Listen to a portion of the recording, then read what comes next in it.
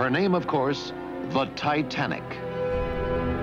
There is a piece of Titanic history tucked away in Aberdeen, Maryland. A journal, the first-hand account of Titanic survivor Elmer Zebley Taylor. Here the orchestra was playing and many people were sitting at tables playing cards as I passed through. Now in the hands of his great cousin, Jim Carroll. And at that time, this was the latest and greatest in early 20th century technology. And he was able to interpret it all and absorb it all and appreciate it for what it was. That's because Mr. Taylor was an inventor, an engineer, a first-class passenger along with wife Juliet and business partner Fletcher Lambert Williams. I think he estimated that the ship was going something like 22.75 knots. I mean, just based on the rotations of the propellers that he could hear. On the night of the 15th, Taylor writes, an impact woke him up.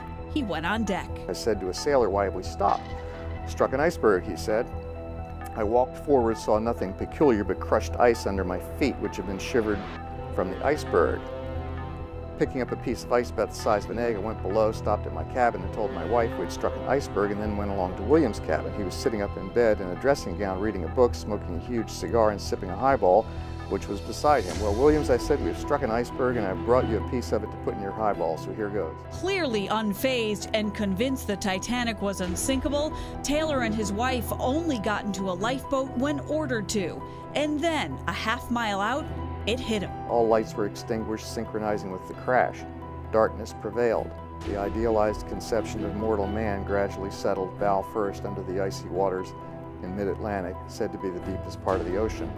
A real tragedy. 1,500 or more people were plunged into the ocean, all calling for help, a sound never to be forgotten. And Jim Carroll says Elmer Zebley Taylor lived with that day for the rest of his life. It was said that he just never recovered from this, the horror of what he had experienced.